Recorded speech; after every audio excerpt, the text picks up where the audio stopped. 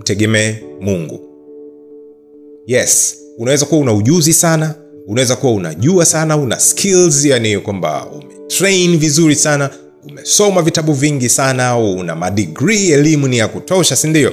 You got masters, PhDs, whatever. Alright? Katika hizo credentials kwamba you have everything. Lakini wewe unapanga, lakini yupo mpangaji zaidi. We can plan, but he is the best of all planners. He got all the plans, the master plans. Kwamba viplani vyetu hivi vyote viko ndani ya plani zake. Sasa vitu visitimie au visitimie, huenda kwenye plani yake kuna nini kwanza.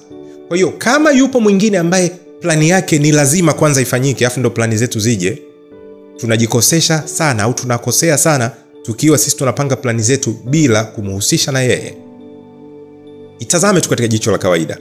Kwamba mimi ni mzazi wako, nimeamua kwamba wewe utasoma mpaka la 7, ukishamaliza la 7 na kukabidhi shamba. Lakini wewe umeandika plani zako, wewe plani zako unataka usome mpaka form 4. Ina maana utakwama tu kwa sababu ni lazima unihusishe na mimi kwamba wewe unataka kufika mpaka form 4, nianze mfuza sana nani wewe kwetu kwa amewahi kufika form 4. Sisi tunaishaga la 7. Huyu anataka kufika form 4. So huenda ukanishawishi. Sasa ili kumshawishi kama ni Mwenyezi Mungu, sasa kuna yale ambayo ameyaagiza tuyafanye, kuna yale ameyasema tuyakataze. Ndio maana ya kumtegemea Mwenyezi Mungu. Ina maana ukae katika mistari ya kufuata kile ambacho Mwenyezi Mungu ameagiza na kuacha kile ambacho amesema tukiache, tusijihusishe nacho. Kwa hiyo jambo la kwanza rahisi sana, ikiwa unataka kufanikiwa kwenye chochote katika maisha haya, mtegemee sana Mwenyezi Mungu.